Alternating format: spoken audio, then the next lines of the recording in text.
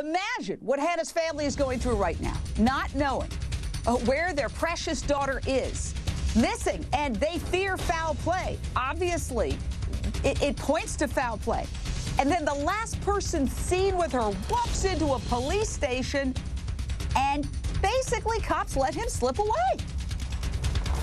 Somebody knows what happened to Hannah. This is every parent's worst nightmare. Hannah is a second-year student at the University of Virginia, a skier, a musician, a softball player. She likes to help people, but Hannah is also our little girl. She's our only daughter, and she's James's little sister. Hannah is also the oldest granddaughter, both of my own parents and of Sue's parents. All we want to do now is to bring Hannah home safely, and I appeal to anybody who knows anything, please help us. Hannah's parents are stoic, but you can see that they're completely shattered and devastated. They were holding her little stuffed bunny rabbit that she has had as a toy, as a token for her whole life. This mother, it can barely stand up. Imagine, Mo Ivory, attorney, radio personality, how frustrated they must be to know that cops essentially allowed a key witness to walk out of the police station. I know everybody's saying constitutionally he doesn't have to speak, but if you can hold somebody for 72 hours, if Wendy's right, and she's a former prosecutor, why not hold him?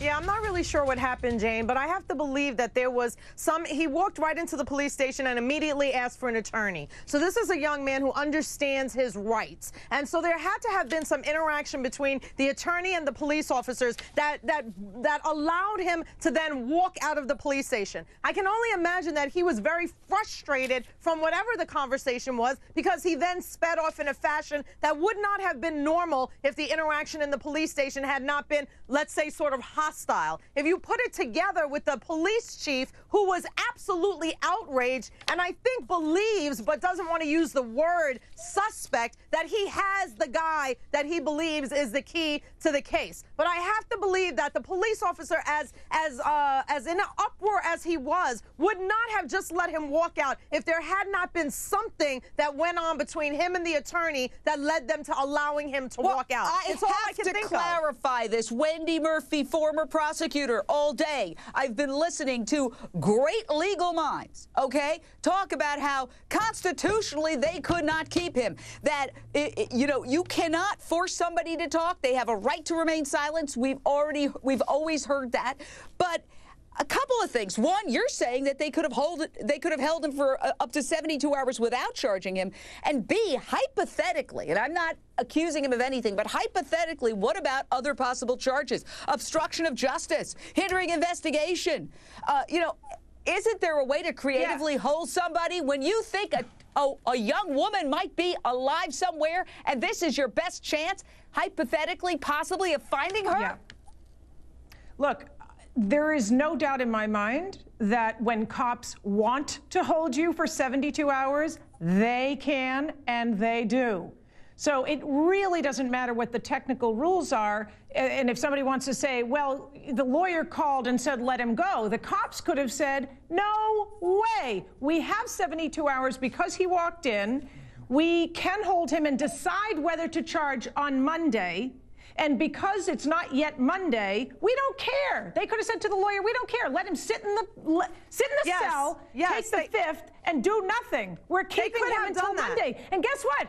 If the evidence it developed from the search warrants that they conducted on Sunday, then they arrest him. Right, but because it is so easy to have done that, it seems like there has to be something in play that we don't know about. Because I agree with you, it is so easy to do that. The cops do have that mechanism. So the fact that they did not do that leads me to believe that there was something else that was going on in that conversation between the almost suspect, the attorney, and the police. Look, I'll tell you what the police said. They said that they knew no more about what this man did or did not do. His interaction with Hannah when he walked in is when he walked out. In other words, that he gave them no information. Right.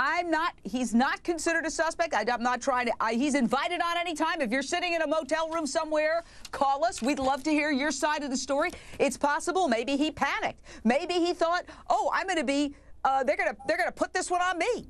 Right. I just had a drink with this young woman, right. and we've done so many stories of racial profiling. He's been stopped numerous times. He has no criminal record, but he has like something like 22 traffic infractions, tickets, and things like that. Maybe he's like, oh my God, they're gonna put it on me, and he's panicked. Well, if so, let me tell you, sir, the best thing you can do is step forward.